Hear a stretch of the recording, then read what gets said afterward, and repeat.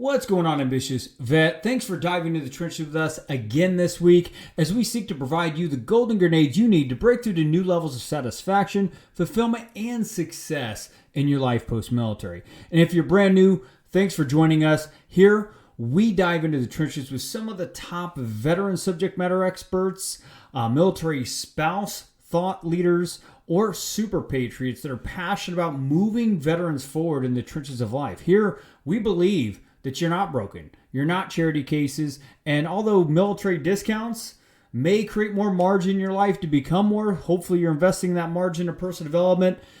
We truly believe that you are the answer to building, changing really the economy here in the United States and beyond. So what are you going to get from this episode? You're going to learn how to identify the price to pay in becoming who you desire most to become post-military. You're also going to learn how to eat your own dog food. It's a metaphor for really just making sure you're testing any potential idea as a potential veteran entrepreneur, or if you're a mid-level manager or entry-level guy that's looking to move up inside the corporation, learning to test your ideas so you don't fall victim to paying too much of a price. And then also just some top leadership tips that are going to have you building unstoppable teams and results in your everyday life. Stay tuned. If you have the tenacity and the wherewithal to see it through, anything's possible. And that you mentioned price. You may have to, there's a price to pay for everything. You have to balance the price versus the value that you gain from it. But that price may be financial. It may be time. It may be family. It could be a lot of things. It could be, it's all individual. It's all depending on the different the subject. Hey, this is Steven, host of Knucklehead Podcast, and you're listening to the Ambitious Vet Podcast with Chris Hoffman. Today's episode is brought to you by Get Payroll, a payroll and HR services with high compliance and superior service and affordable pricing that is literally subscription-based. Get Payroll is a Vietnam veteran-owned business that provides seamless integration with online payroll, HR, and timekeeping solutions for businesses of all sizes. Try it out and get 2 months free now and leverage over 30 years of experience, ambitious vet. I've met both the founder and the marketing department in person here in the North Texas area, and I got to tell you, I was blown away by just their experience, their know-how, and as we continue to scale here, we plan on using their services as well. But if you go to Get Payroll, let them know that the Ambitious Vet sent you, and if you just want to go and learn more about their services, go and click the link in the show notes below. It's time to get into the trenches, dig into your purpose, and fire up your life fulfillment. The Ambitious Vet Podcast starts now.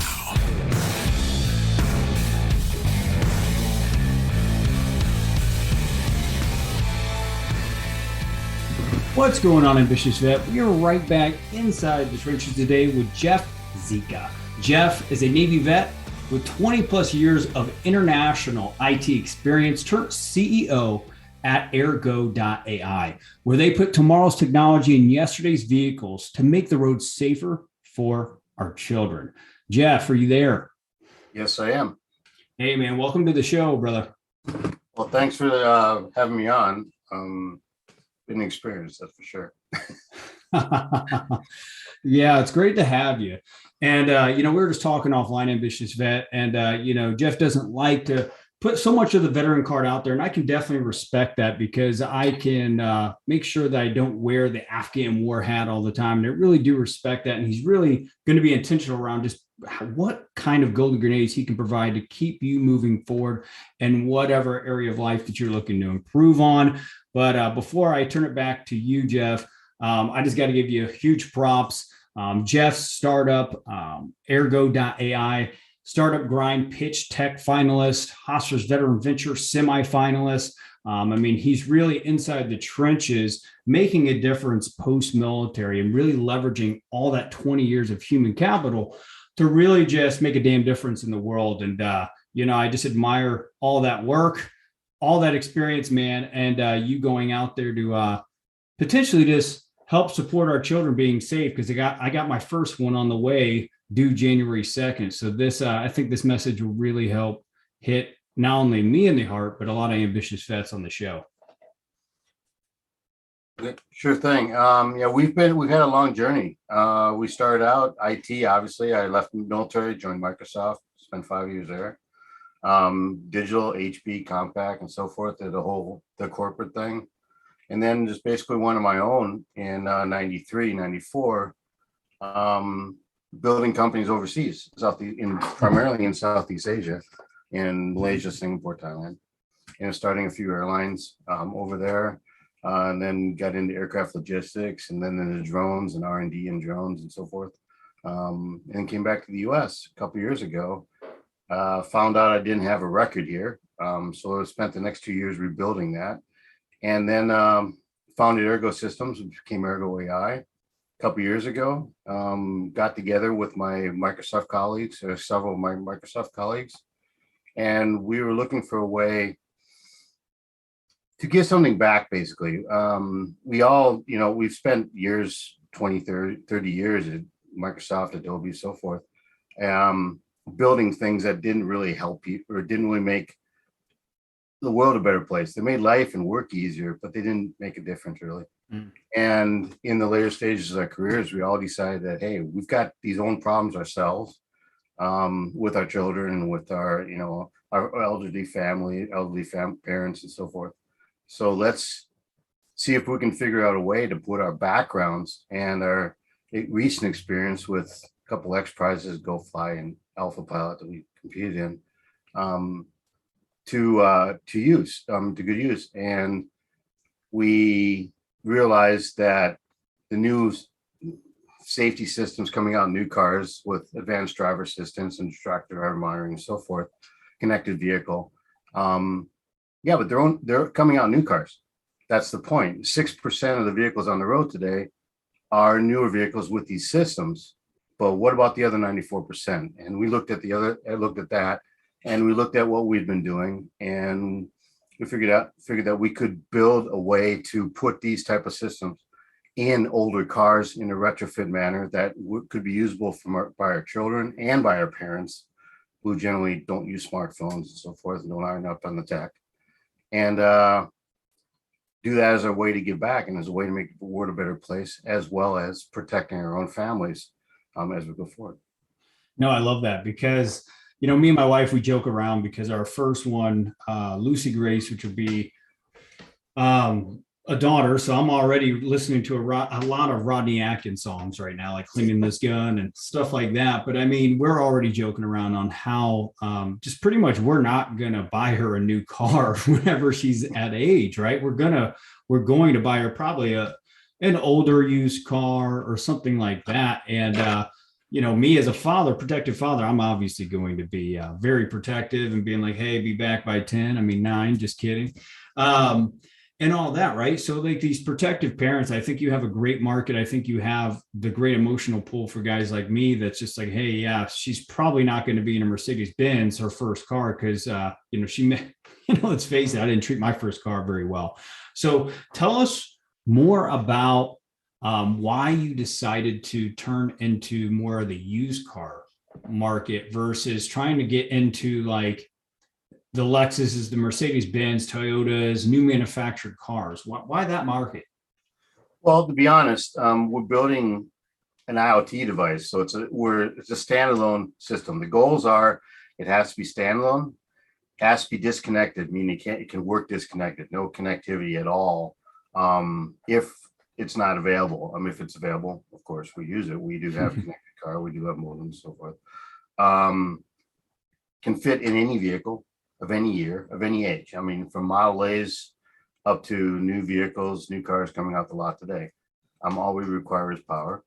If there's an ODB reader, or if there's a connectivity to the car, we will use that. We do connect to it, but it's not required. As well as the smartphone. If you want to connect your smartphone up to it and get real-time stuff, we can do that. We do have a smartphone, an app that's used for configuration and monitoring after the fact. That's not connected directly to the device, more connected to the back end of the cloud. So with that said, that fits all the vehicles, basically any vehicle. The new cars, tier one suppliers like Mobileye, Argo, a few others, Stradvision, for example, those companies are targeting the auto manufacturers as tier one auto suppliers. We constantly decide we're not going to go down that road, mainly because they are, but also because it doesn't have any effect of adding these systems to new cars, because they're going to be added new cars. That's just going to happen. But we're looking at, hey, we like to drive. We have a fleet of F-250s, my previous business, Ford F-250s, and other cars. None of them have any of these safety features except mine and one of our partners drives a new Volkswagen. They have some of those features, but none of the other vehicles do, and especially the trucks, because the trucks, if they have an accident, they're not really going to be affected. The truck's not going to be affected that much, but if whatever they hit is going to be dramatically affected. So we are actually testing our systems in our fleet of trucks, and basically all our vehicles are equipped. So we get an indication of the fleet market and how it works, and by operating a fleet of our own, and for the parents of young drivers, where they have multiple drivers in their household. Like one of my co-founders has 3 daughters. They get in accidents all the time. In fact, one of them just had an accident 2 days ago. It wasn't her fault; she got hit. So, but there have been accidents in the past of merging. That's scary. That's scary for a father. Yeah, it's crazy. And he's tired of paying the insurance rates on his daughters and having them always getting in accidents. So that was a key before. No, I get that. So you said you have a fleet of F-250s, right? That you guys are currently testing the technology with, right. Just to kind of have some kind of prototypes to kind of show potential, I'm sure, investors, just customers, potential manufacturers, stuff like that. Just to kind of tee them up. We want to kill our own pain. At Microsoft, there was a strategy called eating your own dog food, which basically means everyone at Microsoft had to run the latest version of Windows on a daily basis. Right. Whatever tools they're using had to be upgraded continuously. We're doing the same thing. All of our own vehicles are running our systems. So we get value data from that, as not only here at our office, but also our entire virtual team has configured in some way or another, as well as our advisors. And we're also looking for beta customers to expand that outwards, upwards of 100 to 150 users nationwide here in the US before the end of the year. And then we're going to launch at CES in January. So. Nice. And what's that? Is that the first prototype that you guys are launching, the first product? Well, actually we are planning to launch a stereo vision, a full system, but we can't get the hardware. It's COVID, because of COVID chip restrictions, and we've been having a real hard time logistics. So we have pissing everybody off. Yeah, we're looking at building what we can build. Our plan is to launch a stripped down version of that at CES, and then upgrade those on the fly as we get hardware. So. Nice. I love it. Yeah, you guys are definitely eating the dog food, and it's crazy how you pulled some Microsoft colleagues out to build this thing, which everyone wants to be a part of something new, something more innovative, and everyone would have liked to be like the first 10 employees of like a Microsoft, right? So it's cool that you had that vision and had other guys follow you on the team. But let's kind of reverse back a little bit, right? This is you starting your next mission in life, right? As an ambitious vet, though, they want to know what's the price to pay to become more out of the uniform, right? I know that we were talking about that offline a little bit. And what is that price to pay? I know for some it's kind of like me, where it's like it's time, money, or energy, or just hitting constant landmines or obstacles in life until you finally learn. Some of us are more hard-headed than others, but what was the price you had to pay to become a person with 20 plus years of IT international experience to now launching this AI company? Well, as I said, when I got out of the military, I actually went back to school first at the University of Minnesota, and then I got recruited by Microsoft out of school, or while I was doing that. Nice. So the experience at Microsoft actually helped a lot, but it was kind of a reverse culture from what I experienced in the military. At that time, it was a very innovative culture. It was very open. It was like a college campus, we recruit people straight out of school. And so I saw both sides of it. But what the thing is in the military and in vets in general, you're ingrained during boot camp, during whole training and whole military experience with the mentality of, hey, the job needs to be done. Someone needs to do it. I'm here. I'm going to do it. Okay. You're ingrained with the fortitude to see things through, and you're ingrained with the tenacity to make things happen. Whatever, if it's in combat or if it's in like the Navy and military, doing the phase maintenance on aircraft. I mean, I had a team in the Gulf War that we had planes coming in for phase in the middle of a war. We had to finish it before anyone slept. We had several 36-hour days. That was all the tenacity of getting the job done. Okay. And we do that with our business as well. Running a startup is not for the faint of heart. It's not a 9-to-5 job. It is a 7x16 at least endeavor, and you have to dedicate yourself to it. And for that, anything that you do dedicate yourself to, make the decision, I'm going to do this. I'm going to make this happen. And if you have this nasty and the wherewithal to see it through, anything is possible. And that you mentioned price. There's a price to pay for everything. You have to balance the price versus the value that you gain from it. But that price may be financial. It may be time. It may be family. It could be a lot of things. It could be, well, it's all individual. It's all depending on the different, the subject or the goal. But if you set that goal and you define what you need to do to get there, and you're willing to do that, it may turn out that, hey, this is going to mean I'm going to get divorced. Well, I'm not willing to go that far. So we need to re-look at this and do something else. It may be. That's a good point. If the price is something you're willing to pay and you know what the price is, anything's possible. So the hard part is defining what the price is, what the cost is, and defining what you're going to get or what the goal is. And if the goal is worth the price, and you have the tenacity to see it through, that'll do it. And that's always the way I've looked at it. Even before the military, was that I know where I want to be. I need to figure out what's going to take to get there, and if I'm willing to do that. When I moved to Thailand, there was an opportunity, and I thought the price of selling my house and closing up my assets in the U.S. Was the price I'm willing to pay. Same thing with HP or Compaq in Malaysia and so forth and so on. And also coming back here and starting Ergo AI. I knew what I was getting into, and I knew what it was going to take. It didn't plan on COVID, which kind of threw a curve in the works. But wow, yeah,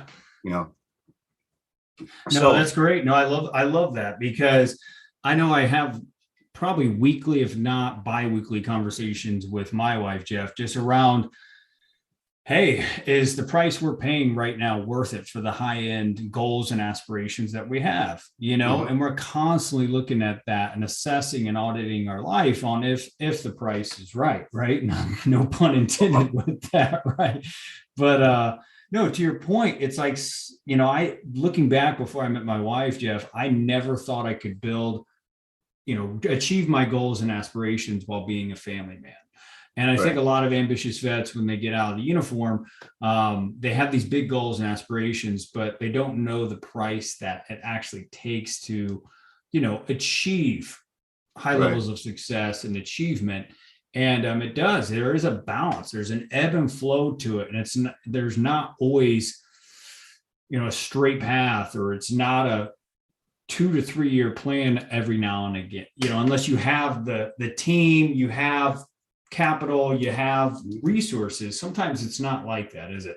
I mean, not at all. I mean, it's all about setting your goals and finding out and setting where you want to be or what you want to do, and be it a company, be it a particular job, whatever, and figuring out what it's going to take to get there and just doing it.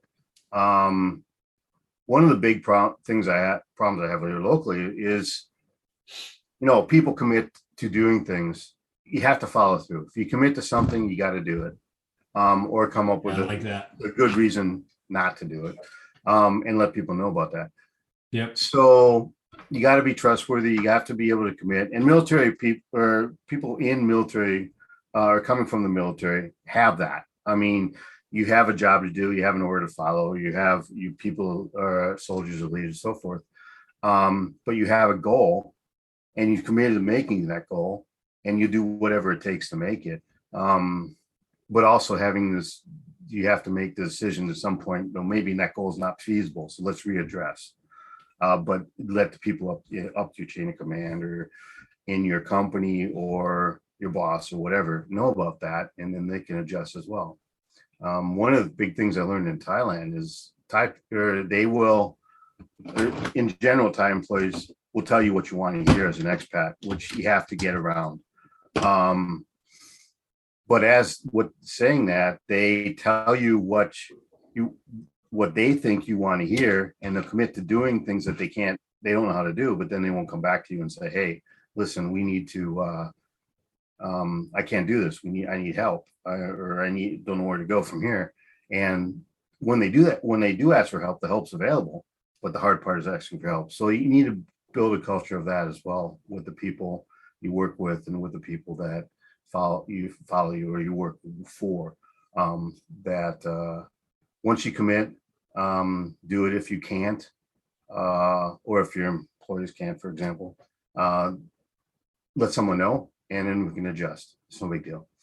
So yeah, it is that. It doesn't need to be as significant as what I'm hearing around, hey, just admitting that you're stopped with executing a task, project, or a potential strategic goal in your life, career, business, right? It doesn't have to be, oh my gosh, I'm a failure, they're going to fire me. Or if you're a startup entrepreneur, oh my gosh, I'm going to fail, this business is going to fail, no one's going to like me, right? In fact, people like vulnerability, right? I mean, I have found that they see that as actually competence, as far as being able to, again, look, this is the goal, this is the deadline, but being able to identify what is stopping, the lead time of finishing a project, right? Right. Or fill in the blank, right? Being very clear, hey, these are the resources, or I just need to have a simple conversation on helping me continue to be in action around this specific problem I'm having, right? It doesn't mean anything about the person. I think people take it personal versus understanding that it's outside of them. It's a task outside of them, right? Well, exactly. I mean, it's kind of a hard way to put it, but the point is that if you have a goal and you're working towards that goal, and you've defined the price, and you've committed to making that goal be whatever it is. I mean, making dinner, for example, is a simple goal, or getting a particular job, or building a company, $1 billion company. You can't do that alone, and you need to surround yourself with people, particularly I find veterans and military, people with military background and experience, are the best at error. And actually, how do I put this? Have these skills and wherewithal ingrained in them in the military that help them in future life, in these type of or finding these type of positions, like with my company and with other companies I've worked with. Whereas commit to something, you do it.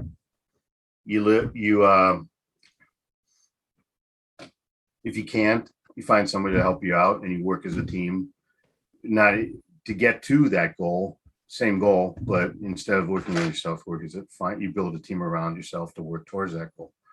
And you're honest about what your capabilities are. So when you That's get important. It, over your head, you're in overhead, and you can ask for help. One of the worst traits I've come up with in any employee is not knowing what you don't know. In myself as well, not knowing what I don't know.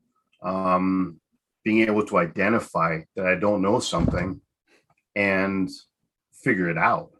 Being the wherewithal to figure it out or ask for help or so forth and so on is a key advantage, as well as being able to say that, hey, I don't know how to do this. I'm not the best suited to do this, and find someone else that is, or find help that is. A lot of people I've worked with have identified or have, committed to doing things that they don't know how to do, like I said.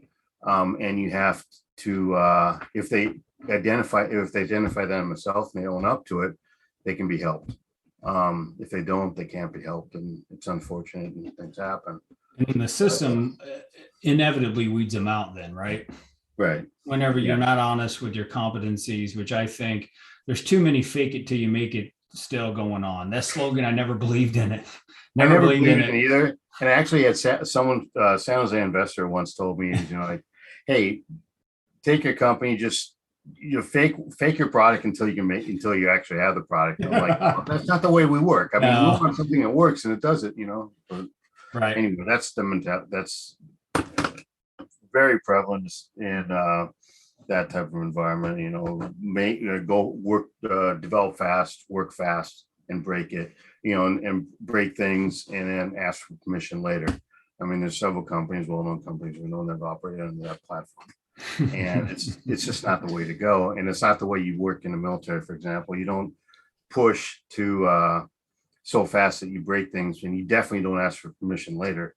In most cases, or in like almost all cases. So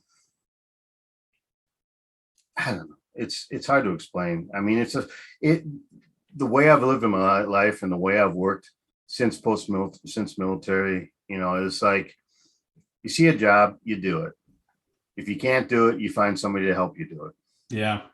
Or you build a team around doing it. If the job is important enough to you, you pay the price to do it. You pay the price to meet the goal.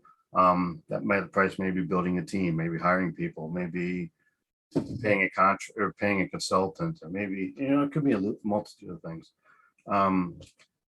But I don't know. That's basically it. It's just knowing what you know, knowing how to get the information you don't know, or find somebody that can help you out.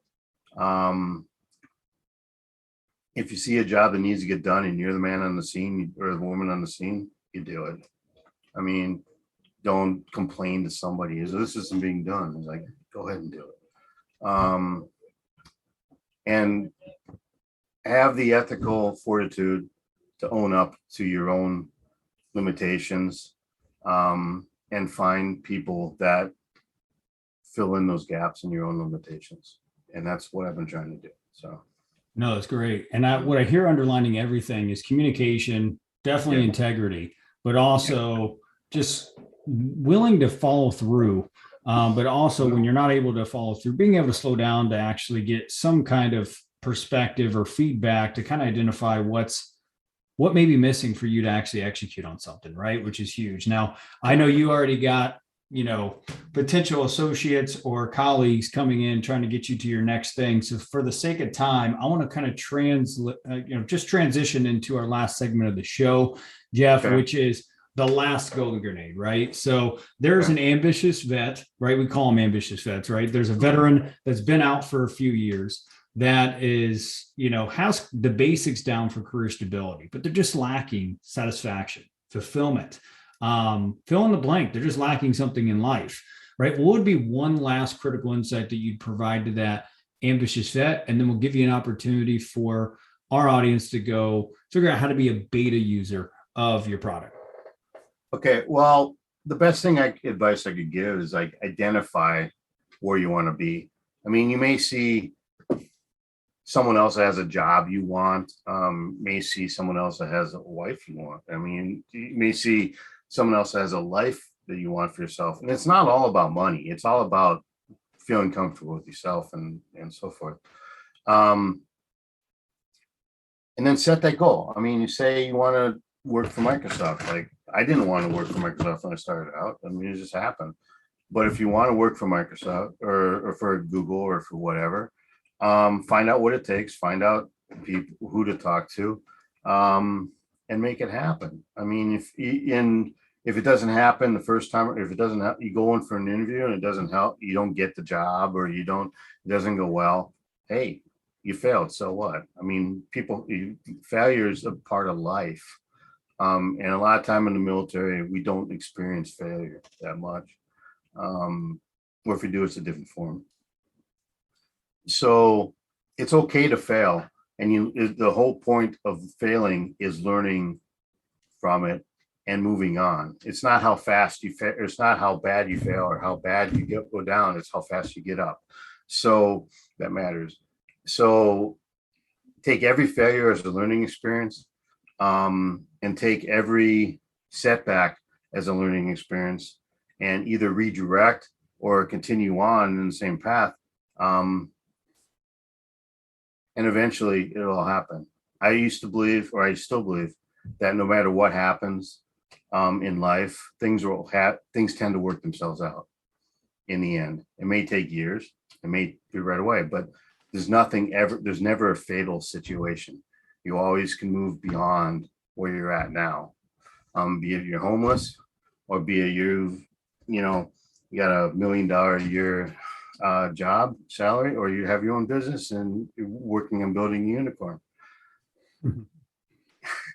It's all transitory, but it all works out in the end. And money is not really the goal. Money can buy you a facade of happiness, but it's all about being able to live the life you want to live.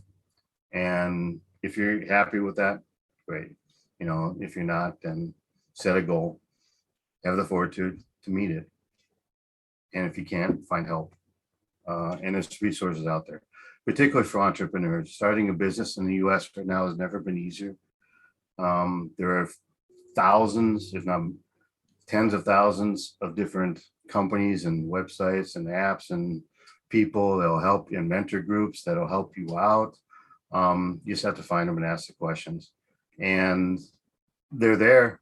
They're willing to help. There's a lot of people out there, myself included, that are willing to help young entrepreneur or new veterans entrepreneurs start their business and maybe form the next unicorn.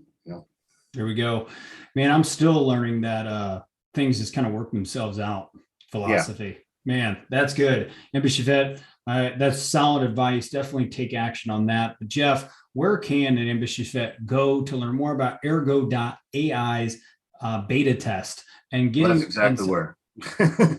The website, Ergo Alpha India Romeo Golf Uniform Alpha India, and then Soteria, which is S or Sierra Oscar Tango Echo Romeo India Alpha Soteria SOTERIA.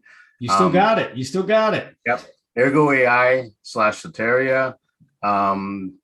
Go there today, sign up for a beta or sign up for our mailing list. We'll send out a questionnaire for the beta program here shortly. And that's how you get involved with us. And my email is on the page there. It's on the website. Feel free to email me pretty much about anything. That's awesome. Well, Jeff, thanks for joining the show. An ambitious vet. Make sure you go to ergo.ai, where they are putting tomorrow's technology in yesterday's vehicles to make the roads safer for our children. Jeff, are there any other parting words for the Ambitious Vet Network? Not really. I mean, it's just, if you're a vet and you just recently you got out like me 30 years ago or 20 years ago, 30 years ago almost, is never too late. Look at starting your own business, from being a shop on the corner to a unicorn startup or whatever. Being a vet, coming from a military background, you already have most of the skills you need to start your own business, and everything else can be found or acquired. Or there's, as I said, there's tens of thousands of people out there and companies that'll help you out.